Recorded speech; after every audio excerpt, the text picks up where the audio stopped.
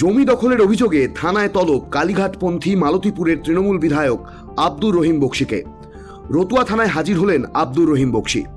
সম্প্রতি তার বিরুদ্ধে দুটো অভিযোগ হয়, একটি দেবোত্তর সম্পত্তি দখল করার অভিযোগ এবং দ্বিতীয়টি সেচ দপ্তরের জমি দখল করে এনজিও স্কুল বিল্ডিং বানানোর অভিযোগ। 15 সাল থেকে শুরু হয়েছে এবং 15 সাল থেকে তারা যেহেতু তৎকালীন তৃণমূল পার্টির ক্যাডার ছিল, তারাই এই জমিগুলো দখল করেছে। তিনি জানিয়েছেন, জমি সংক্রান্ত একটি অভিযোগের ভিত্তিতে তাকে ডেকে পাঠানো হয়েছিল।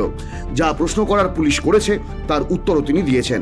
তো সমস্যা ছিল, সেটা নিয়ে আমাকে জিজ্ঞাসাবাদ করা হয়েছে। এখানে না যা আলোচনা ছিল, ওনার যা জিজ্ঞাসা করেছে তার উত্তর আমি দিয়েছি। কাগজপত্র দিয়েছেন সেই সংক্রান্ত নথি দেখতে চেয়েছেন, যা ওখানে যা আলোচনা ওনাদের ছিল, ওনারা যেভাবে আলোচনা করেছেন তার উত্তর যথাযথ দেওয়ার চেষ্টা করেছি। প্রসঙ্গত, মালদার রতুয়ার রুকুন্দিপুরের বাসিন্দা শকুন্তলা ঘোষ নামে এক ব্যক্তি রতুয়া থানায় অভিযোগ করেন তার 7 শতক দেবোত্তর সম্পত্তির জমি আব্দুর রহিম বক্সি দখল করে রেখেছেন।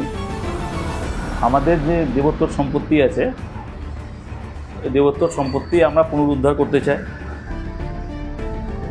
তার জন্য আমরা রতুয়া থানায় একটা অভিযোগ জমা করেছি। প্রশাসন অভিযোগপত্র পাওয়ার পর তৎপর হয়ে কাজ করছে।